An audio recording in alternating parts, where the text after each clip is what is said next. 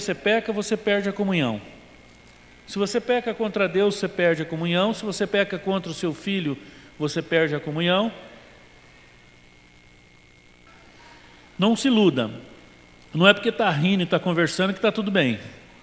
No mundo espiritual, quando você peca, você quebra a comunhão. Para voltar só tem um caminho, que é a confissão.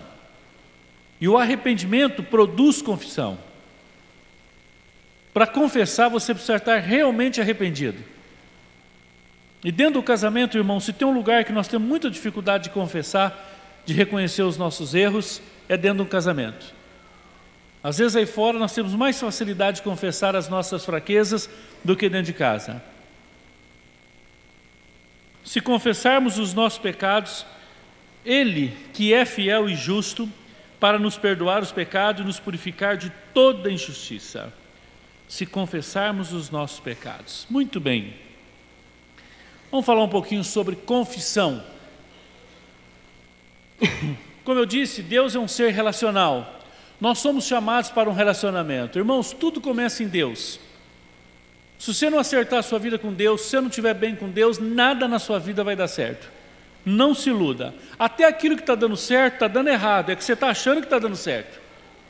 Às vezes alguém se afasta do Senhor e ele começa a achar que nos seus relacionamentos está indo bem, no seu novo casamento está indo bem, no seu trabalho, seus amigos de bar, seus amigos de festa, aparentemente pode estar dando certo, mas não está dando certo e vai dar errado. O que começa errado vai dar errado. Por isso que o nosso primeiro chamado, irmãos, é para nos relacionarmos com Deus. Depois a sua segunda instância de relacionamento é com a esposa, é com o marido.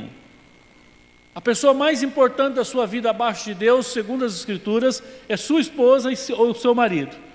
Você precisa ter essa pessoa, precisa ser prioridade na sua vida. Ao seu compromisso maior de relacionamento. Terceiro lugar, os filhos. Depois a igreja. Se você inverter isso e colocar a igreja em primeiro lugar, você vai pagar um preço muito alto.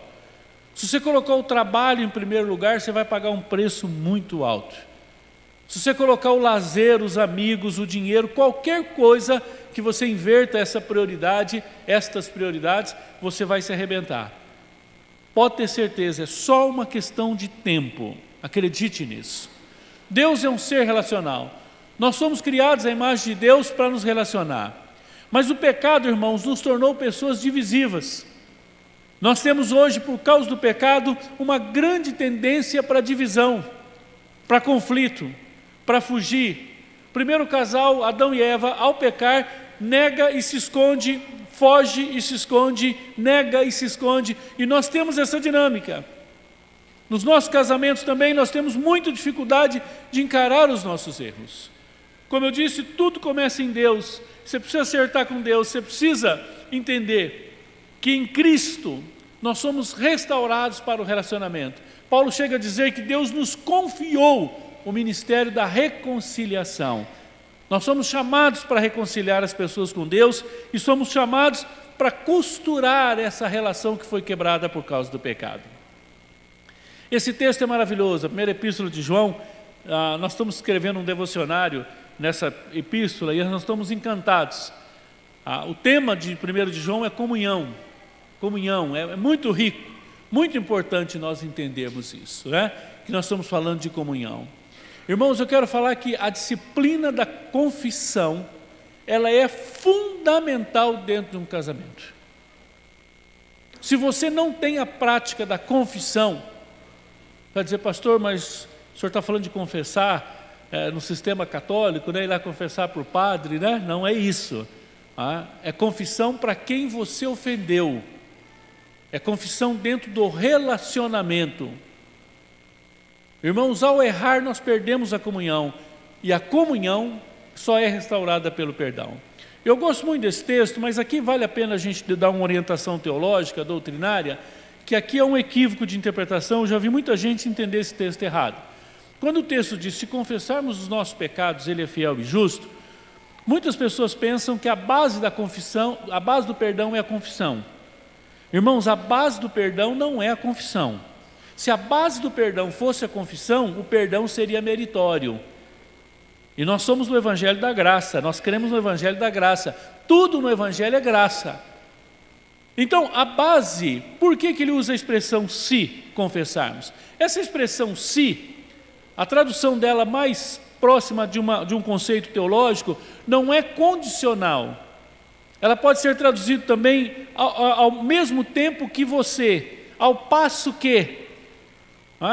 Nicodemos gosta de usar uma expressão aqui, já que você confessou. Já que você confessou. Não é se no sentido que se você confessar, daí Deus fica obrigado com o braço, você torce o braço de Deus, aí Deus tem que dar o perdão. É uma barganha, não é isso. Não é uma relação de troca, você entra com a confissão e Deus entra com o perdão. Não. Já que você confessou, ao passo que você confessa, à medida que você confessa, e aí João estabelece a base do perdão, que não é a confissão. Qual é a base? Em 2 atributos de Deus. Curiosamente, 2 atributos. Quais são? Na sua fidelidade e na sua justiça. Por que não no seu amor? Por que não na sua misericórdia? Irmãos, fidelidade fala da aliança que Deus tem conosco. E aqui é importante nós entendermos, eu vejo muita gente dizer assim, olha, Deus é fiel, e aí já nasceu até uma heresia, não sei se vocês já viram, as pessoas falarem, Deus é fiel a mim. Aí canta, Deus é fiel a mim, Deus é fiel. A Bíblia não diz que Deus é fiel a nós. A Bíblia diz que Deus é fiel à sua palavra. A fidelidade de Deus, irmãos, o pacto de Deus conosco, Ele não está considerando que Ele fecha com você no que você fizer e Ele abençoa. Não é assim. Isso aí é máfia que é assim. Né? Um capo fecha com o outro e acabou. O que ele fizer, não importa, eles estão fechados um com o outro. Quando a Bíblia diz que Deus é fiel à sua palavra, Deus é fiel à sua aliança. Então, mesmo quando nós erramos, já que confessamos, Ele é fiel. Ele não nos abandona. A relação de Deus conosco, ela é unilateral. Deus estabeleceu, é Ele e acabou. Então, quando nós pecamos, nós perdemos a comunhão, mas nós não perdemos a salvação. Nós perdemos a comunhão, mas nós não perdemos a filiação. Nós perdemos a comunhão, mas nós não perdemos a capacidade ou o direito da comunhão conquistado na cruz. Por quê? Por causa de nós? Não, por causa da fidelidade de Deus. Então, a primeira base do perdão, irmãos, é porque Deus não muda apesar dos nossos pecados. Como nós somos diferentes. Quando alguém erra com a gente joga o erro e a pessoa fora. Deus separa o nosso erro de nós. Deus separa. Um seu filho errar com você, ele não deixa de ser filho por isso. Segunda base do perdão, irmãos, é a justiça. E a justiça de Deus foi feita na cruz do Calvário. Então, quando Deus diz que a base do perdão é a justiça, Ele está dizendo, já foi pago. Já que você confessou, você não tem que pagar de novo. E muitos crentes têm problema com isso. À noite nós vamos falar um pouquinho mais sobre isso. Muitos crentes não conseguem ter um entendimento do que é a propiciação, do que é a justificação pela fé, do que foi o ato que Deus fez. Um crente que não entende justificação, ele vive de ressaca. Ele fica tentando comprar Deus, ele fica tentando compensar Deus, ele fica tentando fazer sacrifício, ele acha que a oferta mexe o coração de Deus, ele acha que se ele passar a noite jejuando e orando, Deus vai fazer alguma coisa, ele acha que o jejum e a oração torce o braço de Deus, ele tem um conceito errado na oração, ele tem um conceito errado de culto, ele cultua para impressionar Deus, ele cultua para fazer tudo direitinho, para Deus ficar emocionado, preocupado, dizendo, agora eu tenho que abençoar esse sujeito, porque olha o que ele está fazendo para mim. Irmãos, se nós não temos uma visão correta da fidelidade de Deus, da justiça de Deus, a nossa relação com Deus passa a ser uma relação compensatória. E no casamento é a mesma coisa. Se você não aprende o que é perdão, confissão, quando você erra com a pessoa, você quer compensar. O que isso significa? Você briga com a tua esposa, aí você vai lavar louça. Você briga com o seu marido, aí você faz uma comida que ele gosta. Se ofende um filho, daí vai lá e agrada, traz o bombom que ele gosta. Irmãos, nós não podemos barganhar. Nessa área não tem troca. Comprar o perdão é um ato errado. Você ofende a graça quando você faz isso. se ofende a cruz. Nós não compramos perdão, nós não pagamos penitência. A nossa cultura protestante, mesmo nós reformados, nós temos muito ainda de catolicismo nas nossas práticas, de tentar pagar penitência. É comum as pessoas verem alguém sofrer e falam, não, mas alguma coisa ele fez de errado, não é o que ele está pagando. Ou então você começa a sofrer, alguém chega para você, fica com dó de você, você fala, o que eu fiz para merecer isso? Porque no fundo nós temos uma cultura meritória, nós temos uma cultura que acha que é mérito, e no casamento é a mesma coisa. Por isso que a Bíblia vai dizer, irmãos, que por causa, já que confessamos, por causa da fidelidade e da justiça, Deus nos dá o perdão. Agora, o que é confissão? Nós vamos ver 2 exemplos aqui que vai ajudar bastante a gente a entender. Dá uma olhadinha. 1 Samuel capítulo 13, verso 8 a 13. Vamos abrir.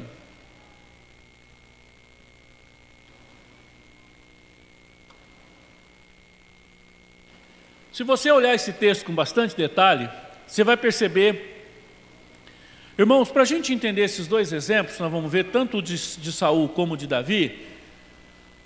Pensa assim, 2 homens, 2 reis, os 2 erraram, só que na hora da confissão, na hora da reação diante da palavra de Deus, cada um tomou um rumo. Então nós vamos ver primeiro um exemplo errado do que é confissão. E esse primeiro exemplo, ele é errado, é o exemplo de Saul. Saul, Deus falou para ele assim, olha, ele estava em Miquimás, Deus disse para ele assim, fica lá, espera, o homem de Deus vai vir, vai fazer o sacrifício, você fica esperando, depois do sacrifício você sai para a guerra. Ali Deus estava testando o coração dele, era uma questão de obediência, não era uma questão de vitória ou de derrota, era questão de obediência. Tanto que você vai aprender depois com a história de Saul, que obedecer é muito melhor do que sacrificar. Em casamento nós fazemos a mesma coisa. Por que não obedecemos a Deus, nós tentamos sacrificar. Nós tentamos comprar a esposa com carinho, tentamos comprar os filhos com presentes, com justiça própria, com autopiedade. Quantos pais têm crise de autopiedade? Ele faz uma coisa errada, tem um problema em casa, ele começa a falar, mas aqui em casa ninguém agradece nada, eu trabalho o dia inteiro, levanto cedo, vou trabalhar, dou minha vida, aqui em casa tem comida, tem água, tem tudo, nem nada está bom. Irmãos, se você quer ensinar gratidão para os teus filhos, esse não é o caminho. Se você quer ensinar para o seu filho providência, a doutrina da providência, esse não é o caminho. O caminho da autopiedade, o caminho da justiça própria, o caminho para promover uma dó nos filhos. Os filhos falam, oh, meu pai, tadinho, acorda cedo, trabalha tanto, e nós ficamos aí, né? Isso não cobre erro. Se você acha que seus filhos estão tendo uma atitude de ingratidão, pega a Bíblia, senta com eles e ensina sobre gratidão. E nós sempre procuramos esse caminho, nós tentamos sempre sacrificar ao invés de obedecer. E aí Saul tem a orientação de Deus, espera. Ele esperou um dia. Cadê Samuel? 2 dias. Eu não sei você, quando eu comecei a estudar esse texto, eu olhei com muita severidade e justiça Saul. Quando eu comecei a conhecer mais o meu coração, comecei a olhar com misericórdia. Saul sacrificou em qual dia? Qual dia? Vocês não conhecem o texto não, gente? Qual dia que Saul sacrificou? No 7º. Acho que se fosse eu, o jeito que eu sou ansioso, no 1º eu já tinha sacrificado. A hora que ele termina de fazer o sacrifício, quem chega? E a hora que Samuel chega, irmãos, Saul tem a grande oportunidade de confessar.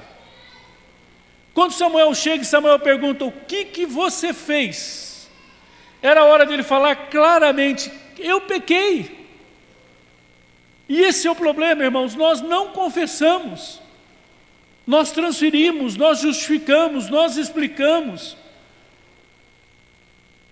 Nós fazemos considerações que a pessoa que está ouvindo vai ficar com dó da gente. É impressionante. Há pouco tempo na nossa comunidade um irmão errou, fez algo errado e todo mundo ficou com muita pena dele porque o erro foi grave, todo mundo em cima dele, ajudando, orando, apoiando e abraçando e beijando. Aí quando ele veio conversar comigo, eu disse, irmão, parece que você é a vítima, que Deus que é o vilão.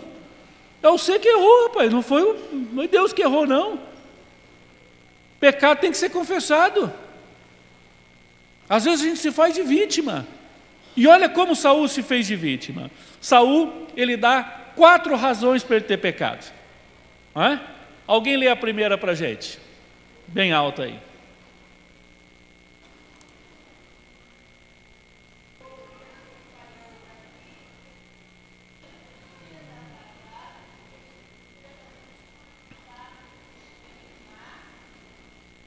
Isso.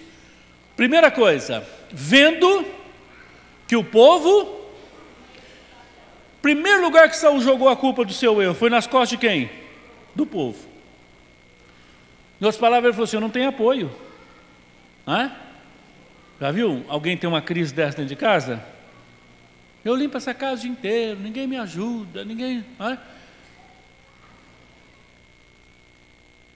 Dou o melhor para meus filhos, nada. A culpa é do povo. Segunda questão, e tu? Agora a culpa era de quem? Do sacerdote, do homem de Deus, do profeta.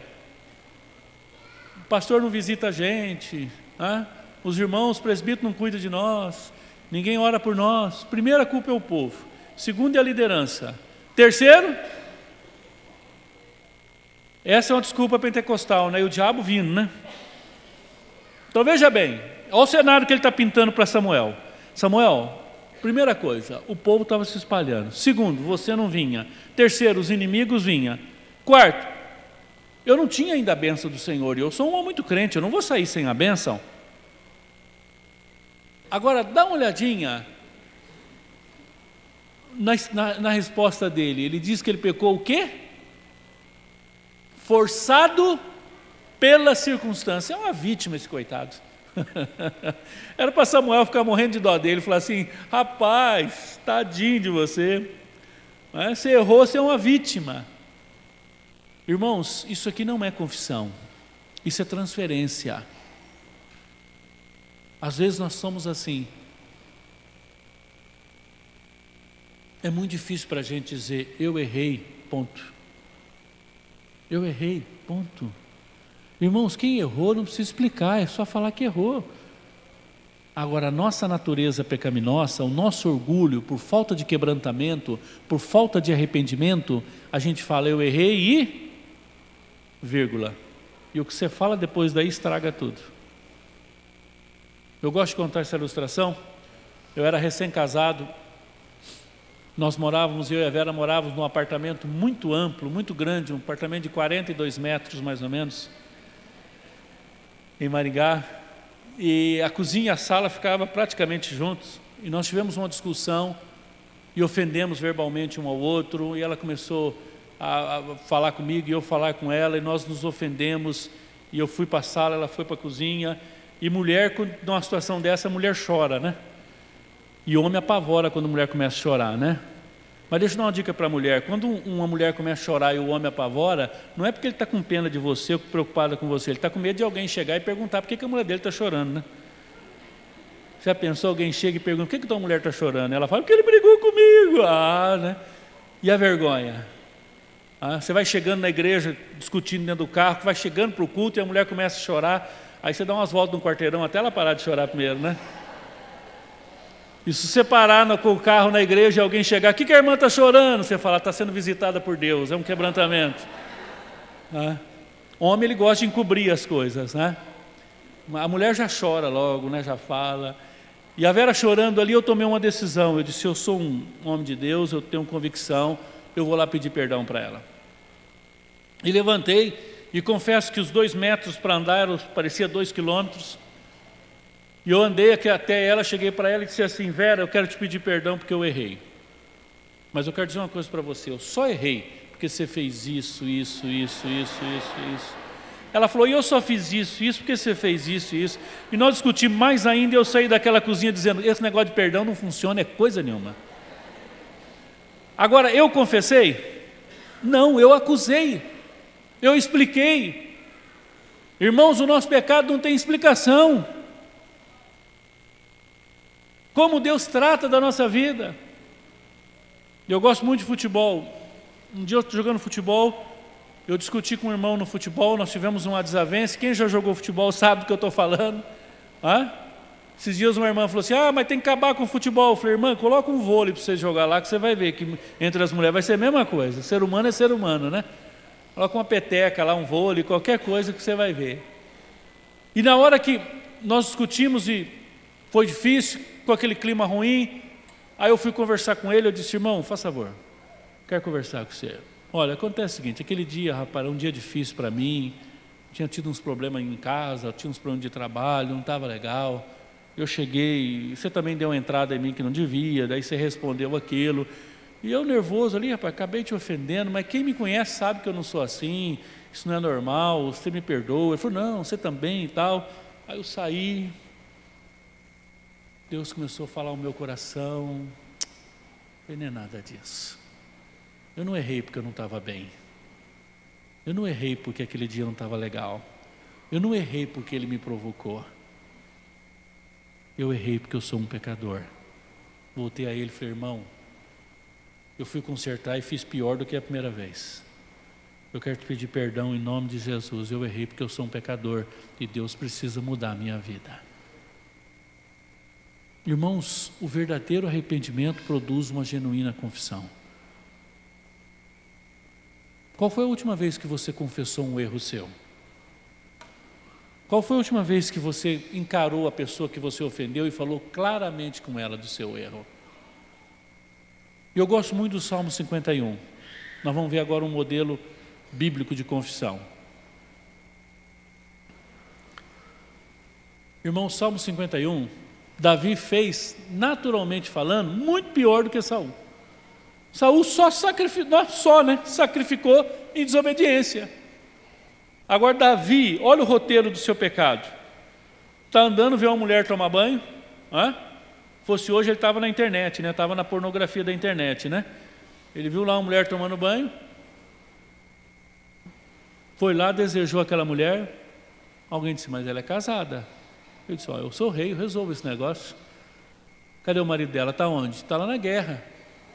Pegou uma cartinha, chamou o próprio marido, falou assim, entrega essa carta aqui, mas não abre não, entrega essa carta aqui para o teu chefe lá. Aí entregou a cartinha para o chefe olhou, falou, rapaz, que ordem estranha.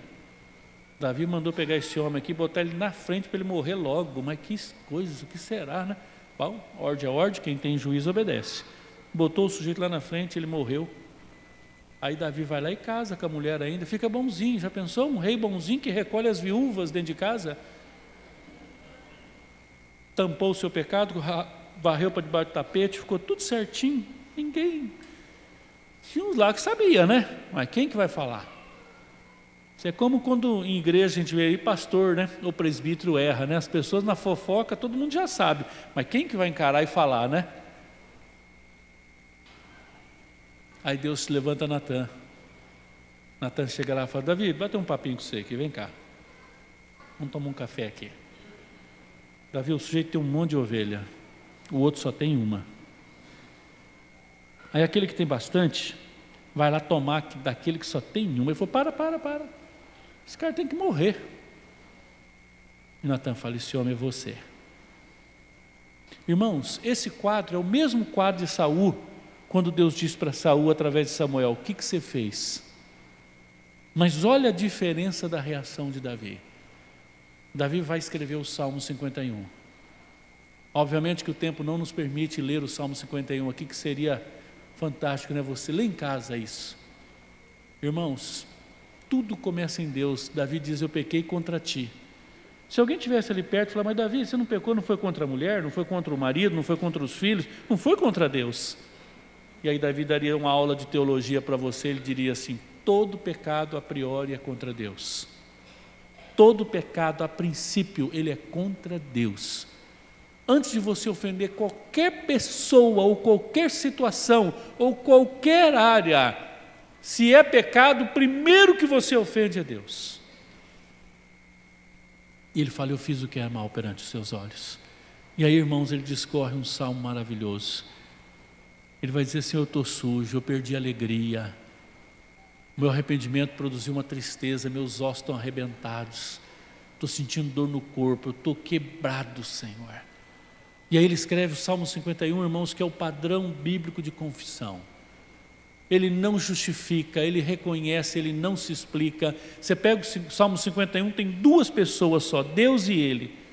Ele não fala que aquela mulher estava tomando banho no lugar errado, meu casamento estava ruim, eu não estava vivendo bem, aquele foi um dia difícil, aquele homem não gostava dele, ele não fala nada disso. Ele fala, eu pequei, eu errei. E ele chega a dizer, Senhor, cria em mim um coração puro. A palavra cria aí é a mesma palavra lá de Gênesis, onde diz, no princípio criou Deus. Essa palavra aparece duas vezes só no Antigo Testamento, só lá em Gênesis capítulo 1 e aqui no Salmo 51, verso 10.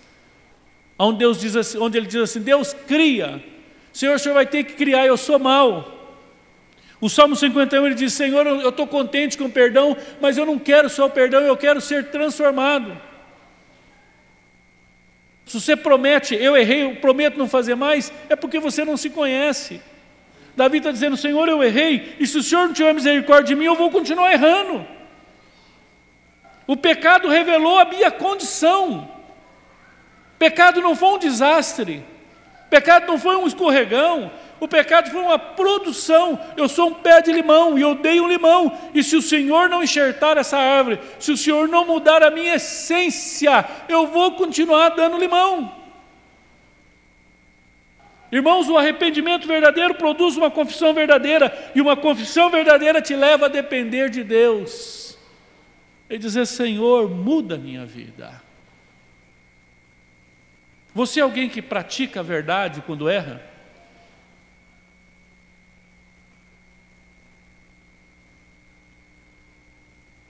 Você, quando quebra a comunhão com a sua esposa, com os seus filhos, você reconhece que você está errado? Ou você é aquele que sempre está certo? Você conhece alguém assim? Todos nós conhecemos alguém, né?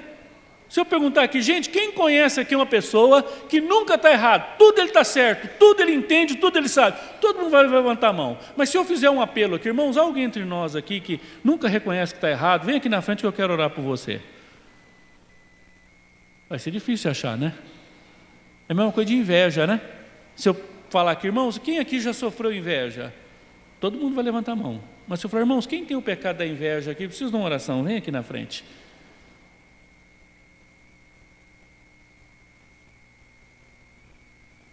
Qual foi a última vez que você confessou? De verdade.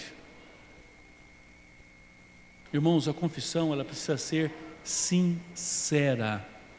Você sabe o que significa uma confissão sincera? É uma confissão sem cera. Na antiguidade, as obras de arte eram feitas de barro. E com o uso e com o transporte, essas obras iam danificando. E os falsários pegavam cera e pintavam e cobriam as falhas dessas obras de arte para vender, para ter preço de mercado. Então, quando um perito ia avaliar essa obra, ele pegava essa obra e colocava ela no sol quente. E aí o que o sol faz? Derrete a cera. E aí quando derretia toda a cera, ele trazia aquela obra e falava, essa obra é uma obra sem cera, uma obra sincera. Irmãos, o casamento é um sol que derrete toda a nossa cera. Por isso que muita gente foge do casamento. Porque o casamento expõe o que você é. O casamento expõe quem você é. Teus filhos sabem quem você é. Às vezes a gente que não sabe. Uma certa feita eu dei um curso e falei sobre homem explosivo, homem nervoso, homem agressivo, estupim curto. Falei, faz um teste, pergunta aí em casa. Aí um irmão reuniu os 3 filhos, a esposa, falou, eu queria saber aqui, o papai é alguém violento, é alguém agressivo, alguém nervoso?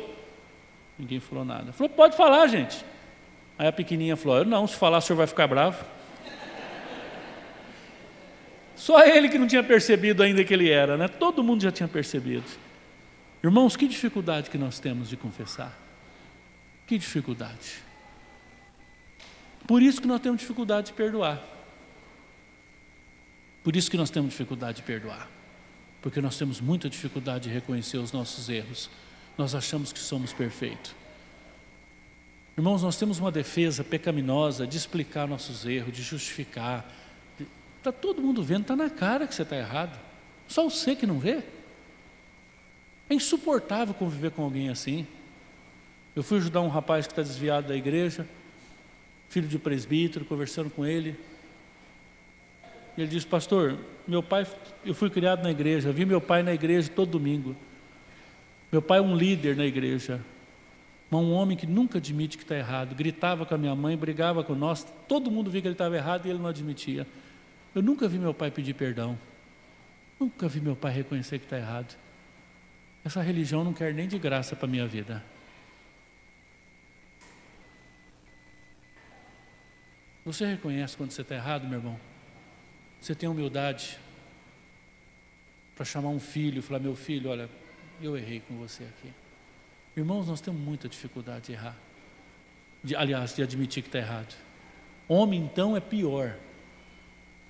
Eu tenho um amigo que ele, diferente da maioria dos homens, ele não entende nada de carro.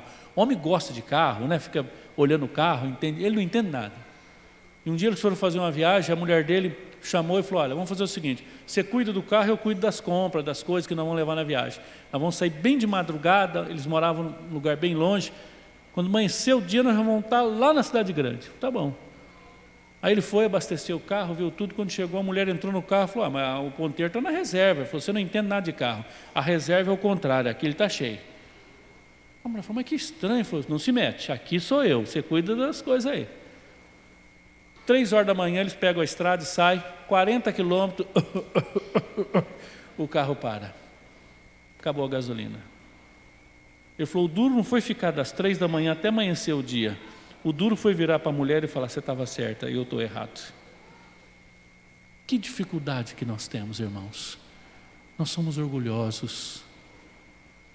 Irmãos, um cristão pode ter todos os defeitos, menos do orgulho, irmãos. Porque um cristão é aquele que reconhece que precisa de Deus. Você tem sido uma pessoa que confessa? Curva a sua cabeça, vamos orar.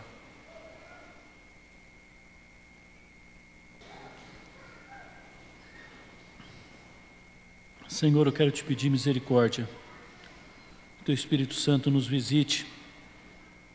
Que a tua palavra nos capacite, que a tua graça nos capacite a sermos pessoas humildes dentro de casa, Senhor. Pessoas que reconhecem o seu erro. Pessoas que têm coragem de dizer: eu errei, ore por mim, eu preciso da graça do Senhor. Oh Deus, como os lares serão transformados, como os filhos serão saudáveis, como nós teremos um lar mais arejado, mais gostoso, mais alegre, quando cada um de nós, ó Deus, formos pessoas quebrantadas, arrependidas, que reconhecem os seus erros, em nome de Jesus. Amém. Amém. Nós vamos dividir agora e depois, à noite, nós vamos concluir a nossa ministração. Alguma orientação?